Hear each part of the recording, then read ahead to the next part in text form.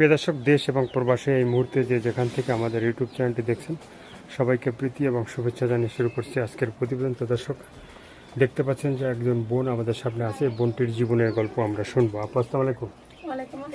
কি নাম ভাই? নুরি। তো নুরি আপু কি ভালো? কি নাম? শোভা আক্তার নুরি না? তো আপু মানে কি অবস্থায়, কেমন আছেন একটু বলবেন? একটু ভাই খারাপ আছে বলেই তো প্রবাসীদের সামনে আসছে যে ওরা আমার কষ্ট কথা শুনে আমার পাশে দাঁড়ায়, একটু হেল্প সহযোগিতা করুক। এখন দিলেই তো বলে যে বিয়ে করবো না, বিয়ে তো সবার সাথে বসান যায় না। আর বিয়ে আপনাদেরও বলতে হবে না, একটা মানুষ একটা ছেলে একটা মেয়েরে পটাইতে সময় লাগে না। আপনারা ভালোবেসে পাশে দাঁড়ান, দাঁড়িয়ে বলেন একটু হেল্প সহযোগিতা করে যে বিয়ে করবো। অবশ্যই ভালো একজন মানুষের কাছে তো আমি বসতেই হবে বিয়ে, যে কোনো একটা ভালো ছেলের কাছে আমি তো বিয়ে বসবই। আপনারা সেরকম ভাবে বলেন, অফার দেন, আমি অফার অ্যাকসেপ্ট করবো। মানে আপনাকে যে ভালোবাসে মানে অফার দিবে, আপনি সেই অফারে অ্যাকসেপ্ট করবেন নাকি? তো আপুর মানে দেশের বাড়িটা কোথায়? আমার দেশের বাড়ি হচ্ছে বিক্রমপুরে, নদীতে বাড়িটা। হ্যাঁ, অনেক ছোটবেলায় আমি বিক্রমপুর থেকে চলে আসি। আমার বাবা মা আমরা সবাই চলে আসছিলাম ঢাকা। ঢাকা এসে আশুলিয়া থাকি এখন। আমার বাবা বিয়ে করে নিয়ে অন্যখানে চলে গেছে। এখন আমাদের আমার মা আর ছোট দুইটা ভাই নিয়ে আসছে।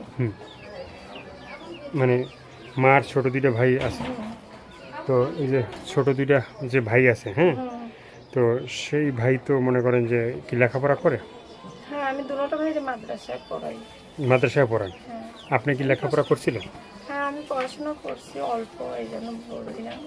তো এর আগে শুনছিলাম যে আপনার একটা বিয়ে হয়েছিল, হ্যাঁ, সেটা বেদে সম্প্রদায়ের মানে ছেলের সাথে বিয়ে হয়েছিল, আপনি নাকি গৃহস্থ ঘরের মেয়ে।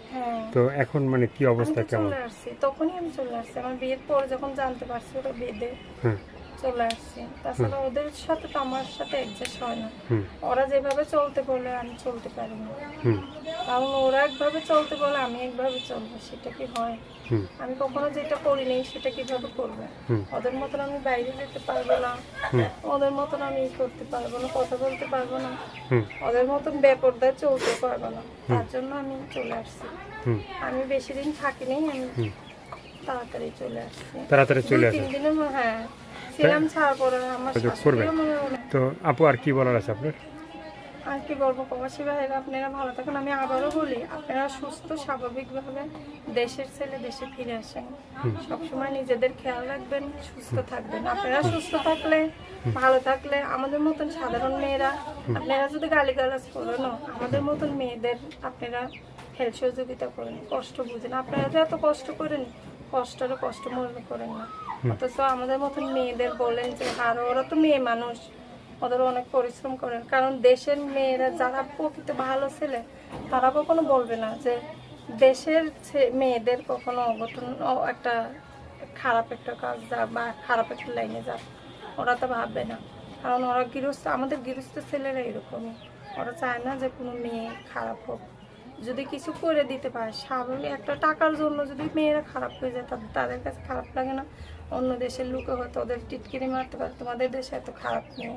তার জন্য ওরা ভাবে যে আমি ভালো, হয়তো একটা যদি একটা তারে একটা জীবনের লাইফ ভালো থাকে, তারা যদি একটা সেলাই মেশিন অথবা একটা যে কোনো একটা পথ করে দেই, ও যেহেতু বাড়িতে বসে পর্দা করে থাকে, কাজ করতে পারে, তো ওরাই চিন্তাটাই করে। প্রবাসীদের অনেক ধন্যবাদ, অনেক ভালো লাগে প্রবাসী ভাইরা এত পরিশ্রম করে, এত কষ্ট করে, অথচ আমাদের মতন সাধারণ মেয়েদের দেখলে ওরা হেল্প সহযোগিতা করে, ভালো করে।